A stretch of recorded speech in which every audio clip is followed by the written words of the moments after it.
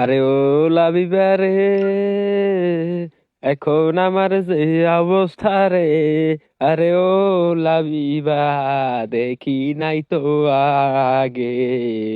আরে আল্লাহ, এ অবস্থায় হইলে কি চাইয়ে দেখেন অবস্থাটা মগ মূলদি লাভি বেগারি দেশে নতুন লাইনে।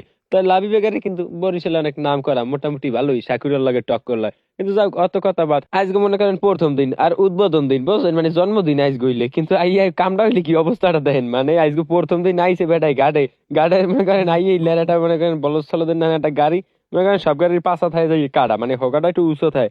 আর এই লাবিবে গাড়ির হোগাটা হয়েছে একটু নিচে বুঝলেন, নিচে ডাবুন, যার কারণে দেখেন অবস্থাটা দেখেন পুরো পল্টনটাই আটকে রয়েছে। আর না পারে উর্ফে যাইতে, না পারে নিচে আইতে, মানুষজন আটতে পারে না, গাড়ি তো আর উঠবে কেমন মনে করেন। ফেরি তো আইসে হালার পালায় প্রথমে উঠে গাড়টা দিয়েছে আটকাইয়া, 2 ঘন্টা ভাই আটকে রয়েছে ভাই। না কোনো গাড়ি আইতে পারে, না কোনো গাড়ি যাইতে পারে। তাই এরমের গাড়ি ভাই এই লাইনে দেওয়ার দরকার নাকি?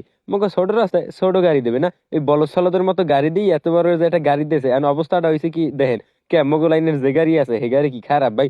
এই যে হালার পাহালায় যা সইতে পারি না রে দয়াল রে, গাড়ি আটকুনের জ্বালা, হয়তো আমি বাসমু না, আর গাড়ি হইল শালা। ও দয়াল রে, উড়াইয়া দেও আল্লাহ, আমাকে গাড়টা একটু ক্লিয়ার করে দাও আল্লাহ, এরকম ঠাডা ফাড়া গাড়ি কুমির দেয়। এদিকে চাইয়ে দেখেন অবস্থাটা, এই এক কাকু হয়েছে, মানে কাকু না ভাই, হ্যাঁ করতে পারি না, হে কুত কুত কুত কুত কুত কুত কুত কুত কুত কুত কুত কুত খেলে।